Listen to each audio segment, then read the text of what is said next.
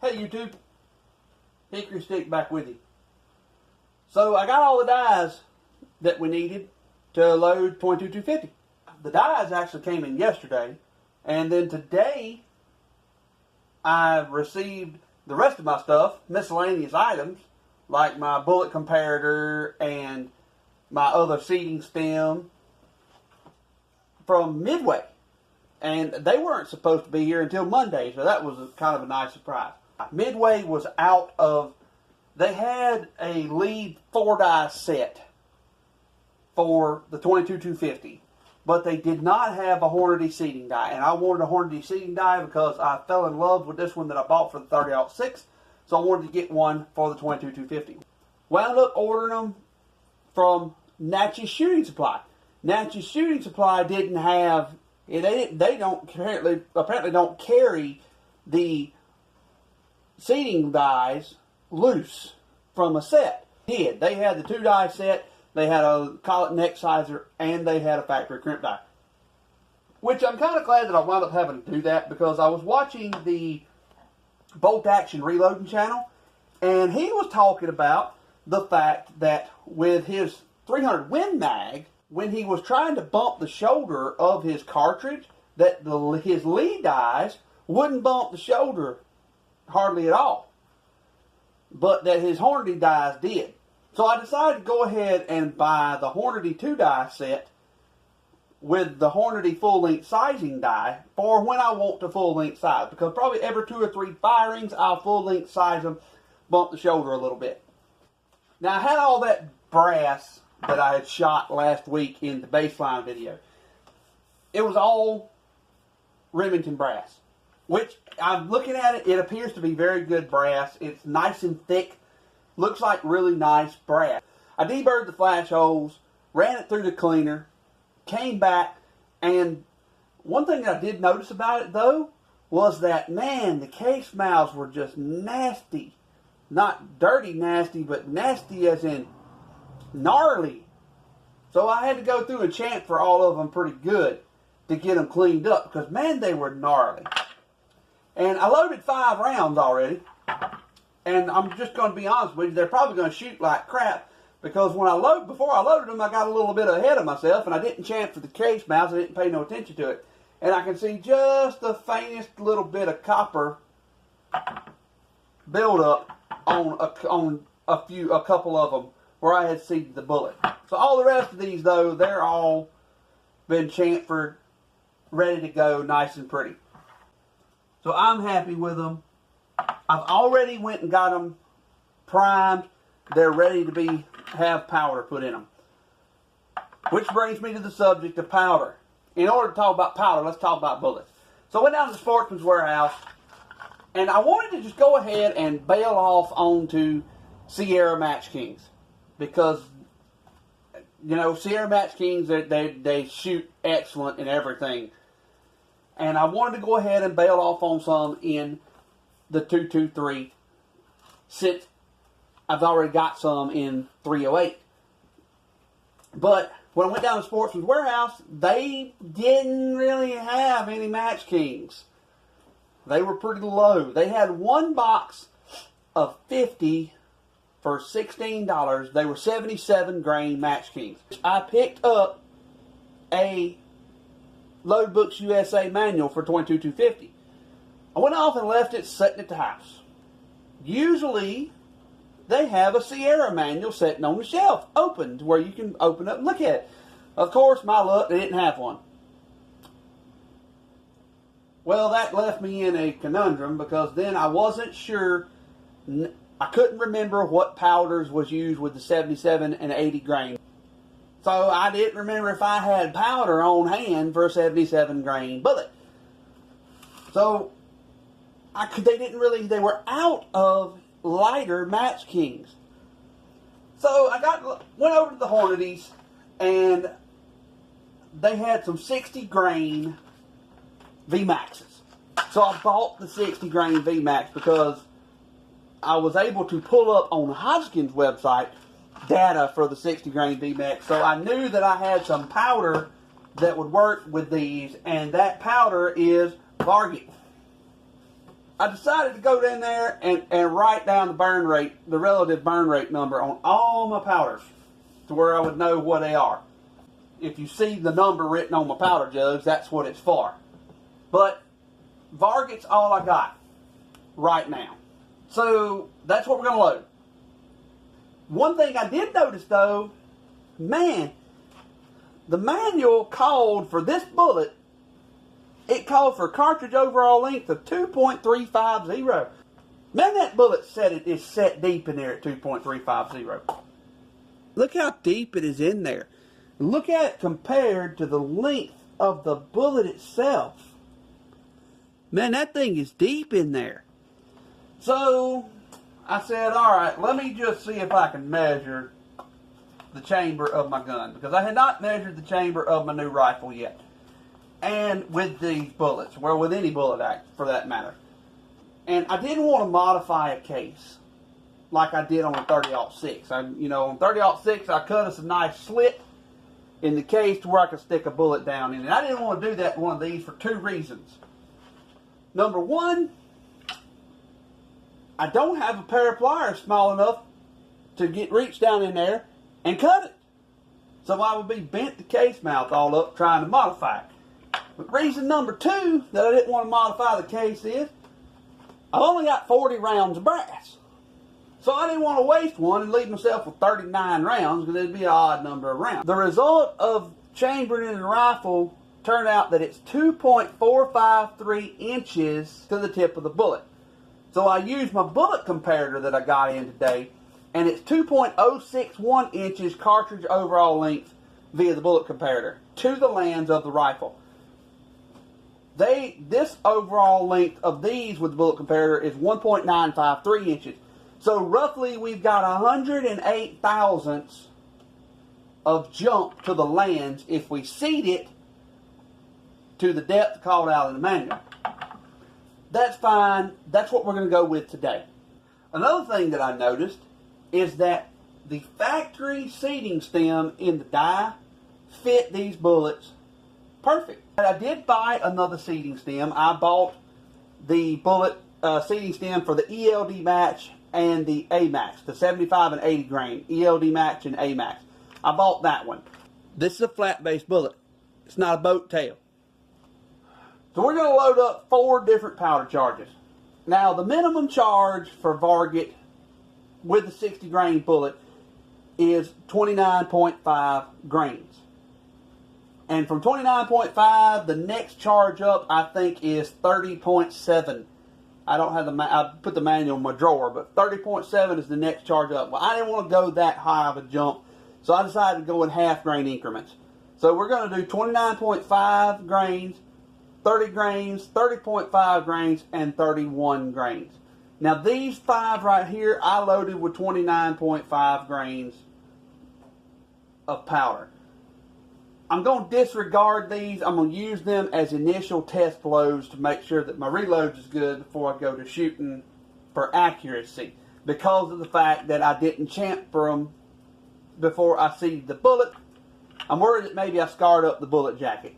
So I don't want to run the risk of screwing up accuracy by shooting these 5 bullets.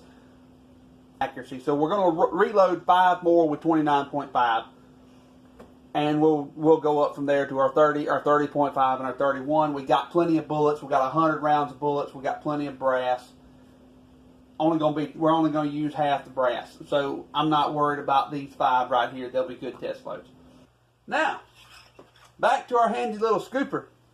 Y'all know I like this scooper. I've said it several times that I like this thing. We'll go 29.5.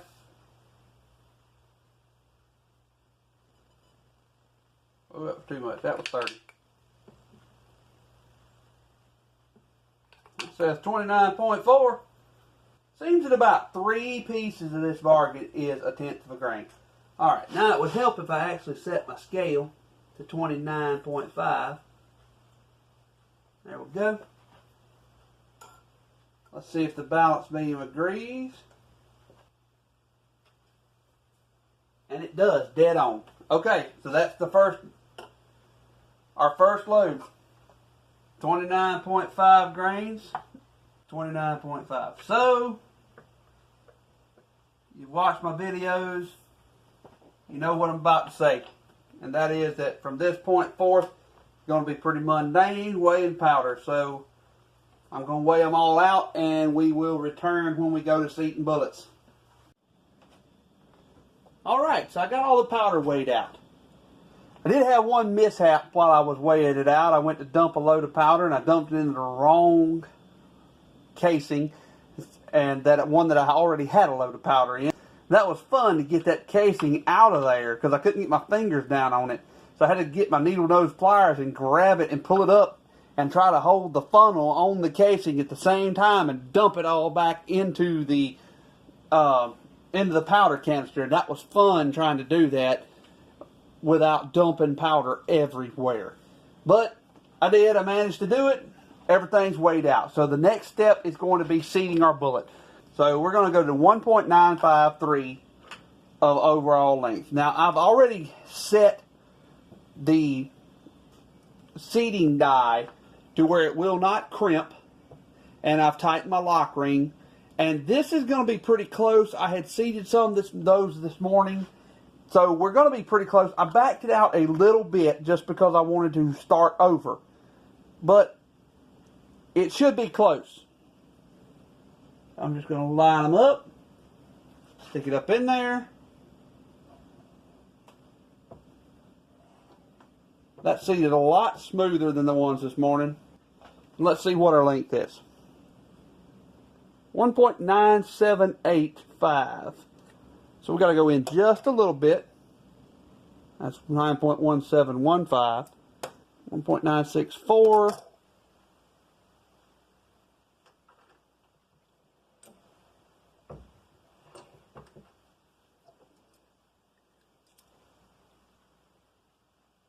1.9605. Getting close. 954. We're going to go with that. 1.954. We're going to try another one. One thing I did notice about these flat base bullets is they are harder to get started. They take a little more force to get started in the brass than boat tails, which is of course logical for that to happen. But once they get started, they run in nice and smooth. Let's see what that one is. 1.9535, which is perfect. So, check it, make sure, yep, no copper. Chamfering did its job. Alright, then I'm going to seat the rest of these, and we're going to put a crimp on these. So we will be back once we get them all seated. Alright, got them all seated. Y'all ready to crimp them? Let's crimp them. Now, all these factory crimp dies from Lee pretty much work the same way. You run it down till it touches the shell holder, then you turn it in a half to a full turn more. I looked at mine. I liked the way it looked. I've been using this thing so much that I've kind of got to where I can judge how tight it's going to crimp by how much the collets come together, and I liked the way it looked on about a third of a turn, so that's what we're going to go with and give that a try. These are our first 5 test bullets that I loaded up last night, or actually this morning. Yeah, that gave us a nice little crimp. I like that. I think we're going to go with that. Alright, now let's take a look. Let's crimp these that's been chamfered. So, like I said, there's a little bit of a gap at the case mouth where the chamfer was. So, let's see if it closes that little bit of a gap.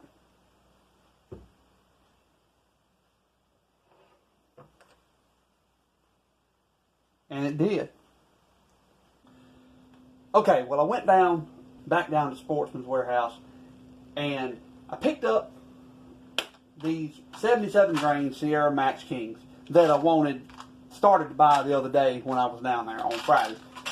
Went ahead and picked them up. I also picked up a jug of H414 powder. So I brought those to the house, started looking at them, went to try to load them. And y'all know, any of y'all that shoot 224 or 223 caliber, y'all know a 77 grain, that's a long bullet. It's a real long bullet. Well, when I went to load it up, the manual calls it for it to be loaded to a length of 2.6 inches. So that's 2.594. Look how long that thing is. Won't chamber in my gun. Will not chamber. Nowhere near it. Okay? So I loaded these up. I loaded these to 2.046, to the ogive. And if I measure this to the ogive, this is 2.212. Alright? These are 2.046 to the ogive, right here. Look at the difference. Big difference in length, right? So, these won't chamber. Won't chamber at all. I loaded these to the 2.046. This is 100 thousandths off the lands. Look how deep it's seated. Way down beyond the neck.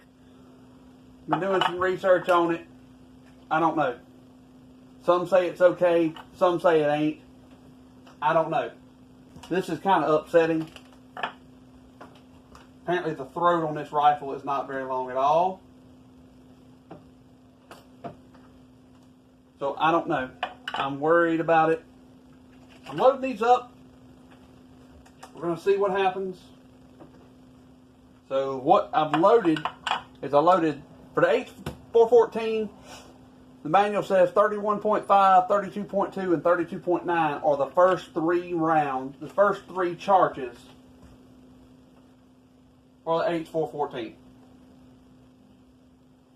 So that's what I went with. Gonna give that a try. Don't know if it's gonna work. Kind of upset about the throat length on this gun. I want to shoot heavier bullets in it, but if it's gonna work like that, I'm not gonna be able to shoot the heavier bullets with that throat length. But it is what it is. I wanted to show y'all that because I wanted to load these up, and we're going to be shooting these when we go shoot our test bullets. These rounds over here, we're going to shoot these at the same time. I've loaded them 100 thousandths off the lands, just like these. Well, these were 108 thousandths off. I went ahead and I loaded these 100 thousandths off.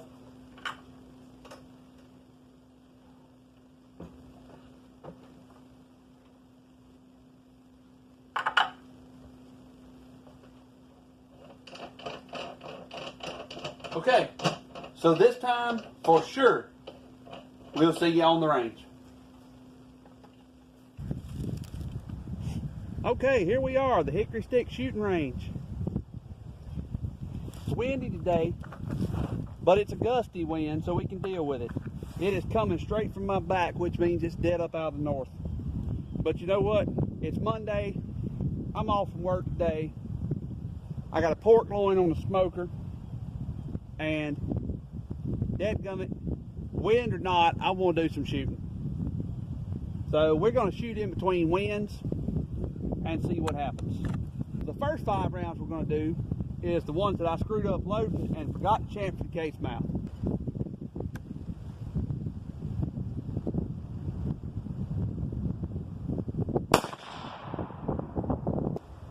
No sign of pressure at all.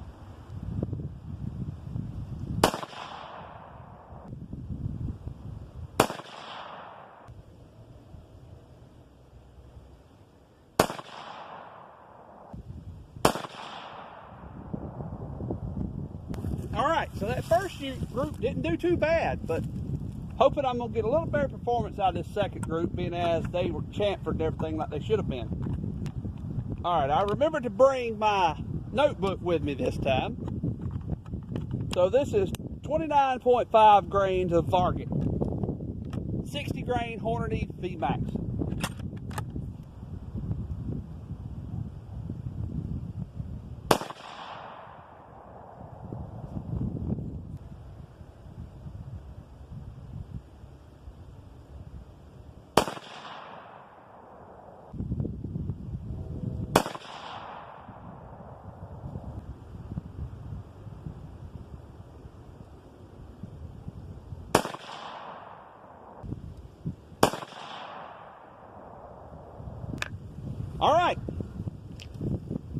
I'm going to go check the target, and I'm going to go check my smoker, and I'm going to let this barrel cool for a little bit.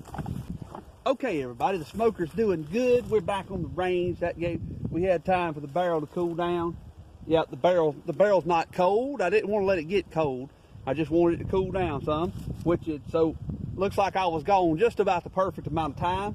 So we're going to continue on.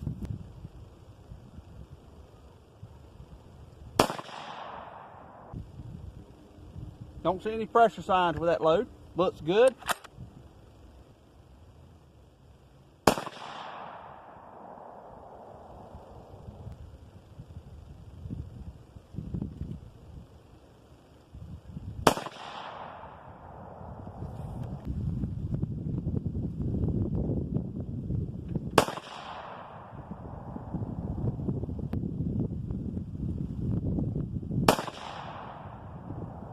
All right, I'm gonna take a look at them real quick while the barrel cools a little. All right, we're moving on to 30.5. My apologies. The first group was 29.5. The last group that we shot was 30.0. These are going to be 30.5. I'm looking down at the ground and I done messed myself up at which line I'm looking at on my notebook.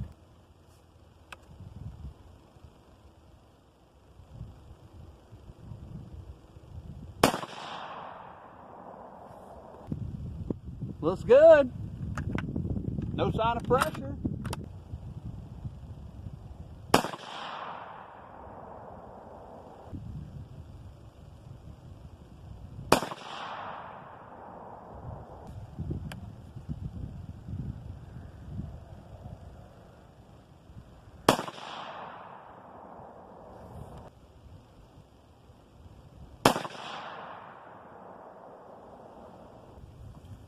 I gotta go hang a new target. But I've got a new target hung. We're gonna shoot our last 5 rounds of Varget. These last rounds are 31.0 grains of Varget.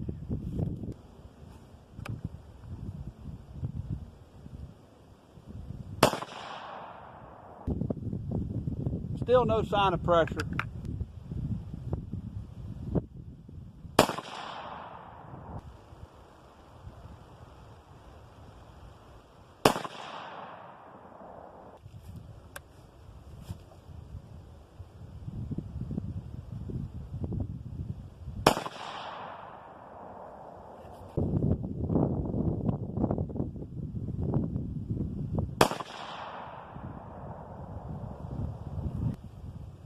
Barrel's just barely warm. We're going to move on to our 77 grain Sierra Max Kings.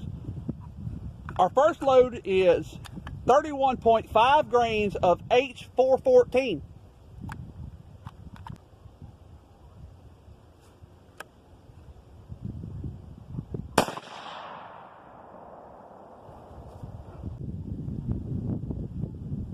No flattening on the primer, no ejector swipe.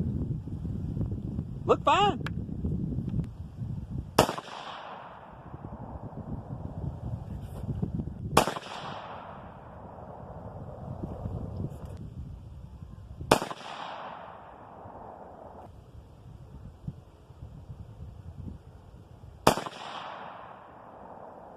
Oh, I screwed that shot up.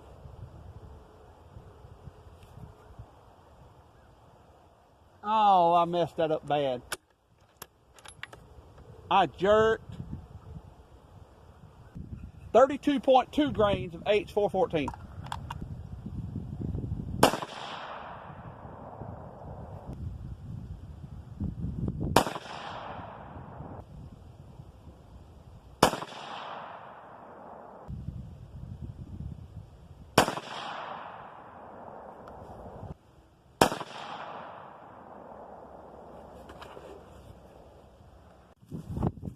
Group wasn't that great. I mean, it wasn't terrible.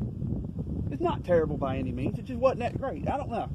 This is 32.9 grains of H414.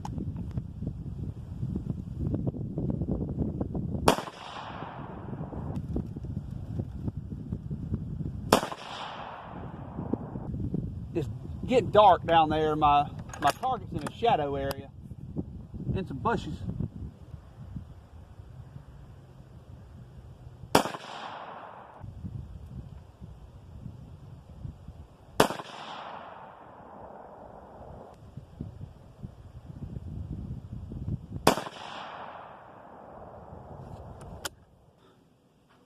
Alright, let's talk about these.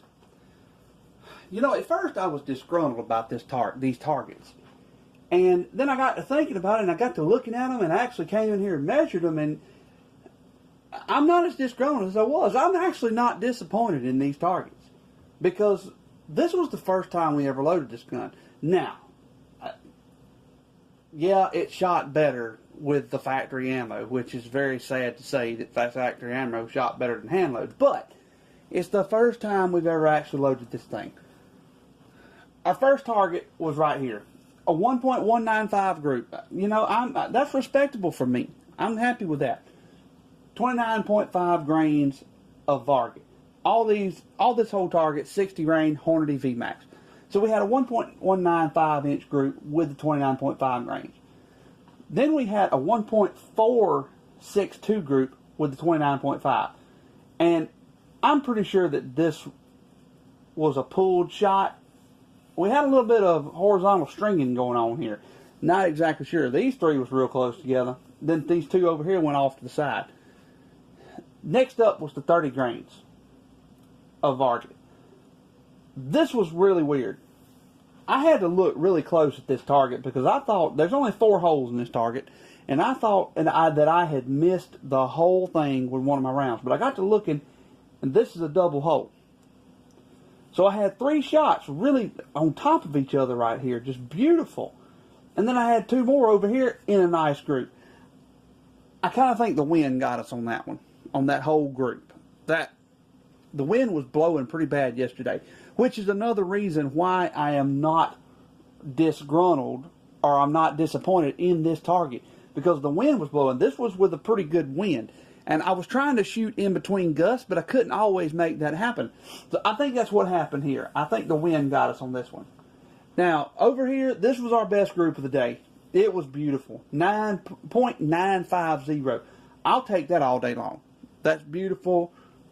30.5 grains of Varget. The gun really liked it. Obviously, it liked that distance from the land. And keep in mind, all these were 108 thousandths from the lands as measured by me. So apparently the gun likes this distance from the lands. All of this was pretty good.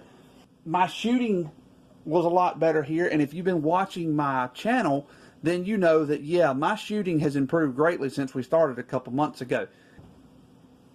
So this was a really good group. I'm very pleased with this. This is great, going in the right direction here. But the other side of the story is the Match Kings.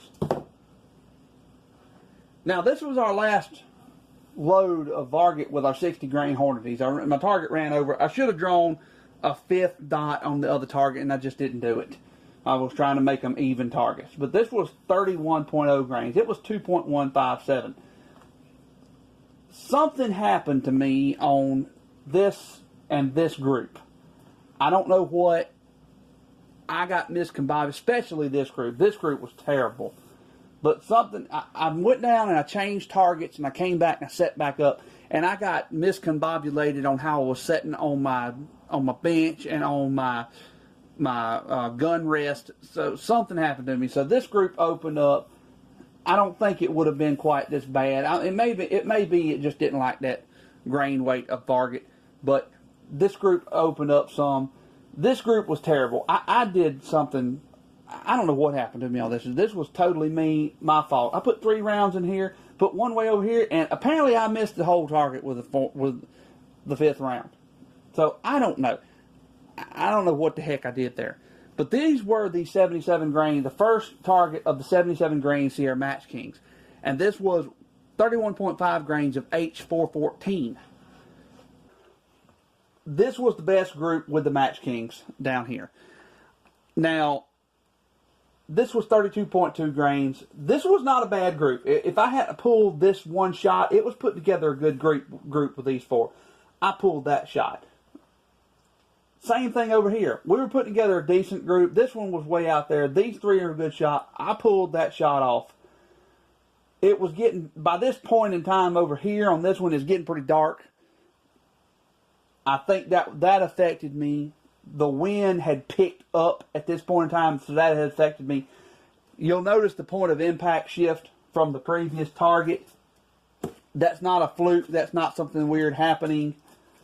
I shot these 2 targets and I moved up. I went up 1 minute of angle on here because I figured that these 77 grainers would be lower since they were heavy. I mean, they're 17 grains heavier, but actually the point of impact really didn't change that much. If anything, they moved a little bit further to the left. But anyway, I'm not, like I said, I'm not disappointed with these targets. This is a good start. I've learned a lot about loading this 22-250 with these because I never loaded it before. So got a lot more to come. All right. That said, that's all I've got for you this week. Hope you enjoyed the video. If you're out there watching, you're not one of my subscribers, subscribe to my channel. We got a lot more to come. We're just going to get better from here. But until next time, y'all have a good one.